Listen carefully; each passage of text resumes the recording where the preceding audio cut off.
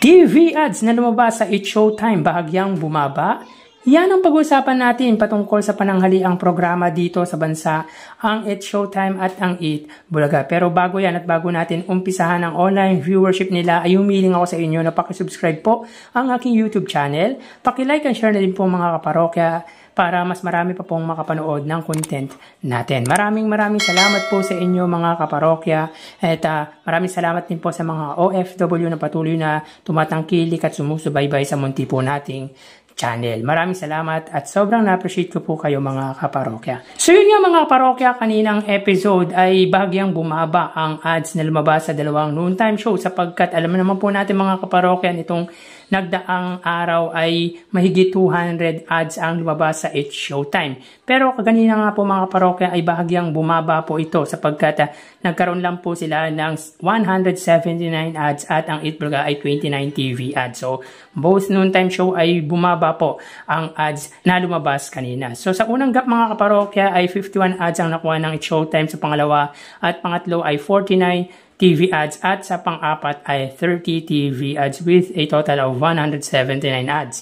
Samantalang ang Eat Bulaga naman po sa unang gap at sa ikalawang gap ay may tig 10 TV ads at sa pangatlong gap ay 9 TV ads. So bahagya pong bumaba ang ads na lumabas po sa dalawang noontime show. So mapunta naman po tayo mga kaparokya sa papremyong ibinahagi ng dalawang noontime shows kanina. So ang It's Showtime po ay may 30,000 pesos at ang Eat Bulaga ay 195,000 pesos. So mga kaparokya, take a look at pagdating po sa pamimigay ng papremyo ay astig po dito ang Eat Bulaga sapagkat umabot po ng mahigit or almost 200,000 ang naipamahagi nila kaninang episode. So, ang layo po ng pagitan ng ads na lumabas sa dalawang noontime shows pero sa pamimigay po ng papremyo ay malayo din po ang pagitan nila at angat po dyan ang Eat Bulaga. So sa 30,000 pesos na ibinahagi ng It's Showtime ay tanging sa escort of appeals lang po yan. Samantalang zero naman po sa segment na Step in the Name of Love. Samantalang sa Eat Bulaga naman po, 40,000 sa Pera Fee segment, 70,000 sa Sugod Bahay, 55,000 sa Gimme 5 at 30,000 sa Daklon. So sayang mga parokya kung nakuha po ang jackpot ng Gimme 5 ay mahigit 200,000 pesos po sana ang napamahagi ng Eat Bulaga. So mapunta naman po tayo mga kaparokya sa highest na viewership ng dalawang noontime shows kanina. So yun nga po mga kaparokya, ang It's Showtime ay may 103,000 highest sa viewership at ang Eat Bulaga naman po ay 152,000 highest viewership. Yan po ang pinakamataas na views na nakuha ng dalawang noontime shows kaninang episode. So dito mga parokya, pagdating sa highest viewership ay angat po ng 49,000 views ang Eat Bulaga. So talagang tinatangkilik pagdating sa main YouTube channel ang Eat Bulaga against sa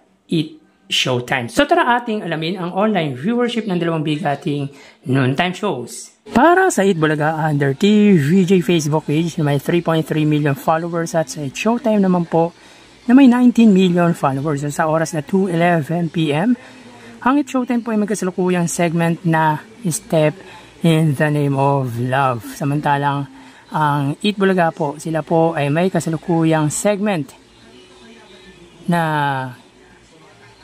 The Clone. So dito makikita po natin mga kaparokya na ang It's Showtime po ay may 2,800 viewers at ang Eat Bulaga naman po ay may 3,200 live viewers. So again, sa oras na 2:11 PM, ang It's Showtime po ay may 2,800 live viewers at ang Eat Bulaga naman po ay may 3,100 live viewers. So dito mga kaparokya ay angat po ng 300 viewers ang Eat Bulaga pero i-convert po natin sa 3,000 views ang sa It's Showtime. So mapunta tayo sa TV Network YouTube channel ng dalawang noontime show. So unahin po natin ang It's Showtime, under po yan sa GMA Network YouTube channel na may 39.4 million subscribers. Samantalang para naman po sa Eat Bulaga under TV5 YouTube channel na may 2.52 million subscribers. So sa oras na 2:12 PM, ang It's Showtime po sila ay may 27,000 viewers under GMA Network. Samantalang ang Eat Bulaga under TV5, sila po ay may 10,000 live viewers. So again, sa oras na 2:12 p.m., ang It's Showtime under GMA Network, sila po ay may 27,000 viewers at ang Eat Bulaga under TV5 ay may 10,000 viewers. So pagdating sa TV Network YouTube channel mga kaparokya, ay angat po ang GMA sa TV5 ng 17,000. So mapunta naman po tayo sa main YouTube channel ng Dalawang Noontime Shows. Unahin po natin ang It's Showtime under ABS-CBN It's Showtime na may 2.65 million subscribers. At para naman po sa Eat Bulaga under Eat Bulaga TVJ YouTube channel na may 1.55 million subscribers. So sa oras na 2:13 p.m. ang It's Showtime, sila po ay may 70,000 live viewers.